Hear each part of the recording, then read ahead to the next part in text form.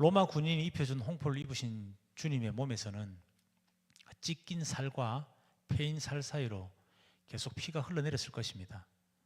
그래서 주님의 그 홍포가 그 피로 인해 더욱 붉어졌을 것입니다. 여러분, 새 하얀 옷에 피가 한 방울 탁 튀면 바로 표시가 나지 않습니까? 말 그대로 홍포는 붉은 빛깔을 내는 옷입니다.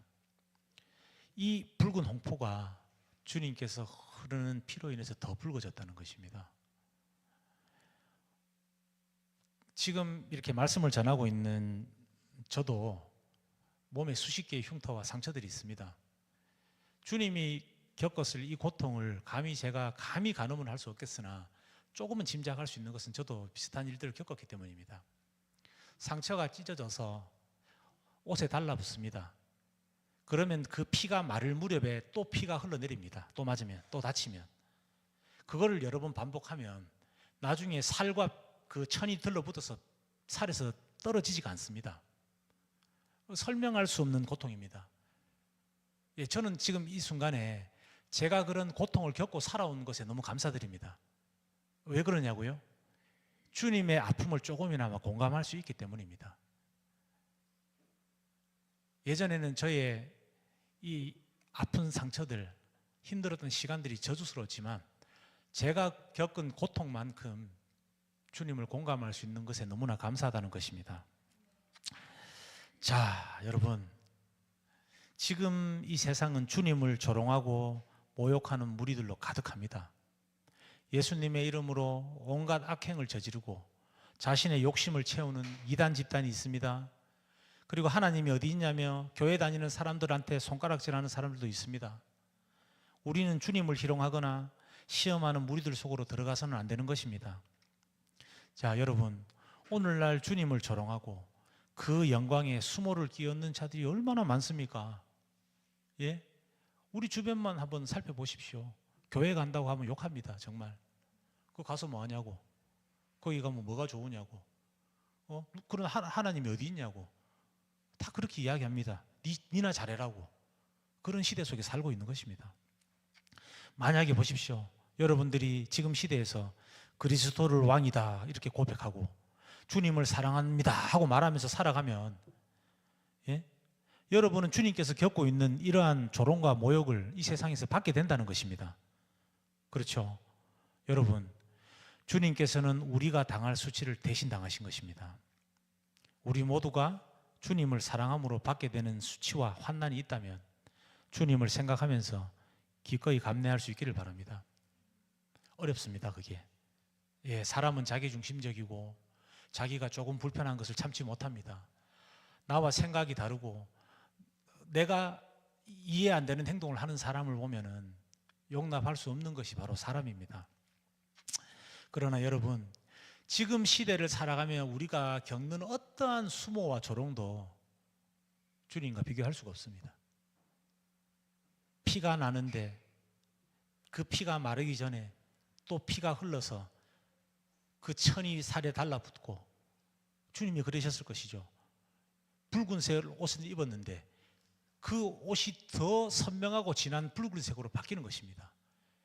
피가 마를 만하면 또 피가 터졌겠죠. 우리는 그런 형벌을 감당할 수 있겠습니까? 그 가죽에 유리 조각이나 쇠 조각이나 징을 박아서 그 채찍으로 사람을 때린 것입니다. 이 시대에. 일반적인 채찍이 아닙니다. 줄로 된 채찍이 아니라 그 채찍에 쇠붙이나 날카로운 것들을 붙여서 가죽이 찢어지게 사람을 때리는 것입니다. 자, 우리 29절과 30절을 함께 보도록 하겠습니다. 자, 함께 읽어보겠습니다. 가시로 면류관을 엮어 그의 머리에 씌우고 그의 오른손에 갈대를 들게 하였다.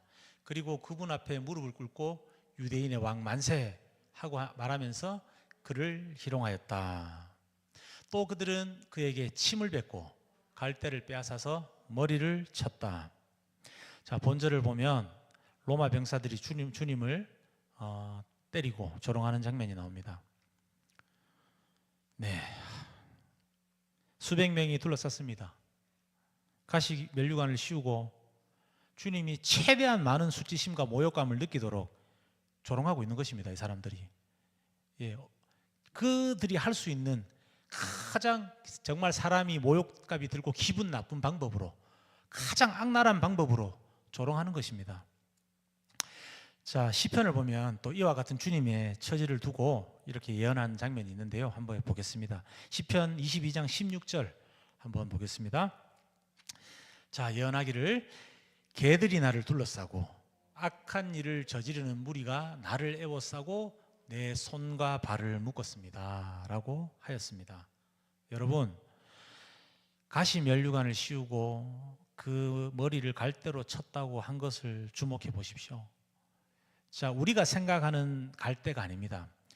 그 중근동 지방에서 자라는 하천가의 갈대는 우리나라에 있는 갈대랑 다른 것입니다. 아주 이게 단단합니다. 나무처럼 딱딱한 갈대입니다. 그러니까 성경에 이제 번역을 갈대라고 되어 있는데 우리가 보는 바람 불면 날리는 갈대 있죠. 그 갈대가 아닌 것입니다. 자, 무슨 말이냐면 그들은 그 단단한 갈대 지팡이로, 자, 주님의 머리에 뭘 쓰고 있다고 그랬습니까? 가시로 된 면류관을 이렇게 쓰고 계시다 했죠. 자, 그럼 가시가 머리를 찌르고 있겠죠? 예, 단단한 막대기로 그 가시 머리에 쓰고 있는 그 가시를 치는 것입니다. 이렇게 내리치는 겁니다. 칠 때마다 머리에 가시가 박히고 피가 튀겠죠. 예? 바늘로 내 손가락 끝을 찌른다고 한번 생각해 보십시오. 어떤 기분이 들 것 같습니까? 더 아프지 않겠습니까? 예? 머리에 가시가 내 머리를 찌르고 있는데 그 위를 막대기로 누가 나를 내려칩니다. 머리를 계속. 얼마나 아프겠습니까? 한번 생각해 보십시오. 자, 그렇다면 주님께서 그 육신적인 고통, 또 정신적인 어떤 모멸감 어떻겠습니까? 육신도 그렇고 영혼도 그렇고 모두 극심한 고통으로 떠셨을 것이죠. 한번 생각해 보셨으면 좋겠습니다. 이 모든 고통과 수치들이 우리가 감당해야 되는 것입니다. 주님께서 나를 위해서, 여러분들 위해서 대신 당하고 계신 것입니다. 사랑하는 형제자매 여러분, 주님께서 이렇게 수치를 당하신 목적이 바로 우리를 위한 것임을 믿으셔야 됩니다. 자, 이사야 53장 5절에서 예언한 말씀이 있는데 함께 보겠습니다. 여러분들 너무 잘 아는 말씀입니다. 함께 읽겠습니다. 그러나 그가 찔린 것은 우리의 허물 때문이고 그가 상처를 받은 것은 우리의 악함 때문이다. 그가 징계를 받음으로써 우리가 평화를 누리고 그가 매를 맞음으로써 우리의 병이 나았다. 자, 너무 잘 아는 말씀이죠. 암송하는 구절이죠.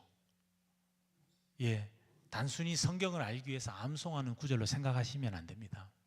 뭐라고 되어 있습니까? 주님께서 우리 대신에 그 수치를 당하지 않으셨다면 우리는 하나님의 심판대에서 그보다 몇만 배 더한 부끄러움을 당하게 될 운명이라는 것입니다. 원래부터가 우리는 하나님께서 당신의 형상대로 지어주신 마음과 육신으로 의를 행하지 않고 죄를 행한 대가를 하나님으로부터 받아야 했다는 것입니다. 여러분, 그러나 주님께서 우리 대신 수치를 당하신 까닭에 우리가 하나님께 의롭다고 칭함을 받으신 것을 믿으시기를 바랍니다. 그러므로 우리들에게는 아무것도 자랑할 것이 없습니다. 오직 우리 대신 수치를 당해주신 그리스도만을 자랑하고 그분을 위해서 우리의 모든 것을 아낌없이 드릴 수 있어야 하겠습니다.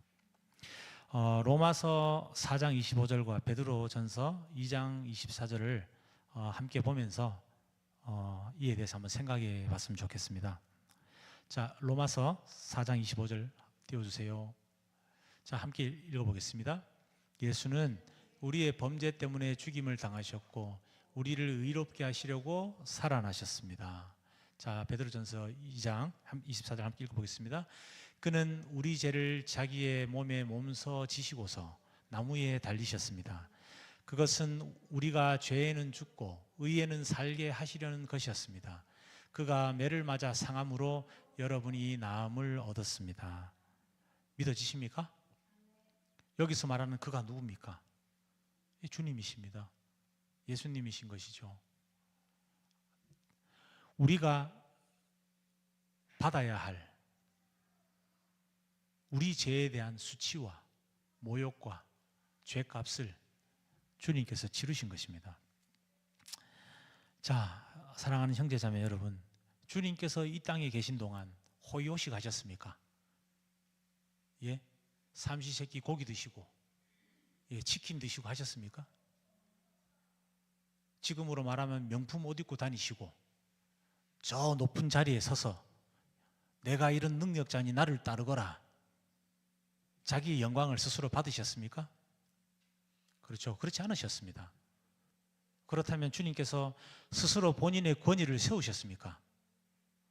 내가 이렇게 능력이 있고 죽은 사람도 살리고 무리도 걷고 나는 시공간을 초월하는 능력자다. 니네들 나 같은 사람 본 적 있어? 없지. 나를 따르라. 내가 너희들한테 좋은 것을 주겠다. 생명을 주겠다. 병을 낫게 해주겠다. 돈을 주겠다. 나를 따르고 나를 모셔라 라고 하셨습니까? 아닙니다. 주님은요, 주님 자신을 팔아넘길 제자 유다의 발을 직접 닦아주셨습니다. 알고 말입니다. 본인에게 어떻게 할지 다 아시면서 그렇게 하신 것입니다. 능력이 있으셨지만 능력을 자랑하지 않으셨습니다. 죄인이 아니지만 죄인처럼 살아가신 것입니다. 그렇죠? 스스로 권위를 세우시지 않으셨습니다. 먼저 원수의 발을 닦아주고 고아와 과부와 거지와 지금 말로 죄인들과 매국노들, 그 죄인들 틈에서 같이 밥 먹었습니다. 같이 웃고 울었습니다. 누군가 슬플 때 울어줬습니다. 누군가 기쁠 때 같이 웃어줬습니다. 배고픈 자에게 밥을 먹였습니다. 병이 든 자 병을 고쳐주셨습니다. 먼저 섬기고 사랑하셨습니다. 그렇게 해서 주님의 권위가 세워진 것입니다. 스스로 세운 능동태의 권위가 아니라 저절로 세워지는 사랑의 권위인 것입니다. 여러분, 제가 그런 사역자가 될 수 있도록 기도해 주십시오. 이 방송을 듣고 있는 모든 신학생들은 이런 사역자가 될 수 있었으면 좋겠습니다. 주님은 이 땅에 계시는 동안에 초라한 죄수의 모습으로 온갖 수모를 다 겪으셨습니다. 그러나 여러분, 주님께서 재림하실 때 하늘 영광과 천군 천사의 호의를 받으면서 영광 중에 오신다는 것입니다. 마찬가지로 우리 또한 주님처럼 의를 위해서, 하나님을 위해서 고난과 멸시를 당하게 된다면 장차 하늘에서 주는 영광을 얻게 된다는 것입니다. 이 땅에서 부자로 살아봐야, 삼성의 회장님도 얼마 전에 타계하셨죠. 그리고 저 애플사를 창립한 스티브 잡스, 그분도 이제 이렇게 이 세상에서 운명을 다 했습니다. 자, 여러분 물어보겠습니다. 그렇게 그분들이 많은 것을 가졌습니다. 세상에서. 뭘 가지고 갔습니까?